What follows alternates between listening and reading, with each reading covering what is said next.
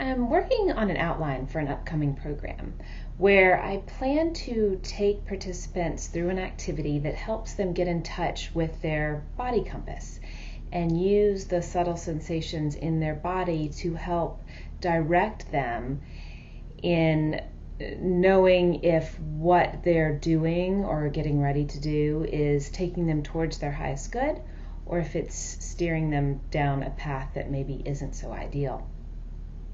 And sometimes the results can seem counterintuitive and can be opposite from what your mind thinks is the proper route. As I was putting this together, I realized that I had an encounter or an example of this in my life that really was profound in that way, being so opposite of what I thought should be my path. And that is, most recently, I've started taking ballroom dance lessons. It's kind of serendipitous how I got there, and I won't go into the details. It makes no logical sense. My husband has told me multiple times he will never ballroom dance. And I'm going there every week, spending a good amount of money to do it. And as I was wrapping up my initial 4 sessions, I had planned not to continue because it just seemed senseless. But every time I leave that dance lesson, I feel so energized and inspired and so grounded and in my body and connected and so alive.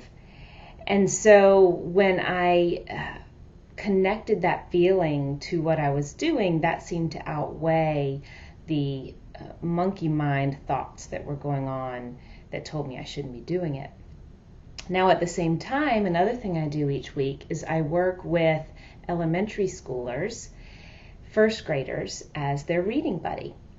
And I started this in January and thought that this would be a good thing for me to do because when my kids were in first grade, I was pretty sick and just didn't get that as much one-on-one time with them as I had hoped. And so I thought this might fill that void.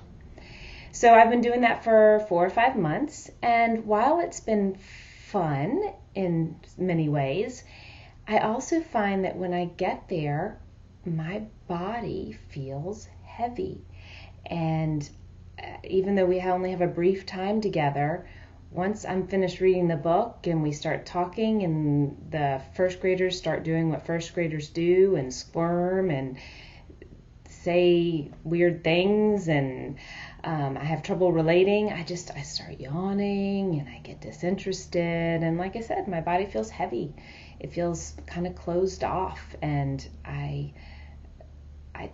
if I really am going to use my body as my guide, I would say that it's saying I don't want to be there. And I'm realizing that that's okay. My logical mind says I should be a tutor for little kids. I should be doing this service. But my body's saying it's not aligned with me for some reason.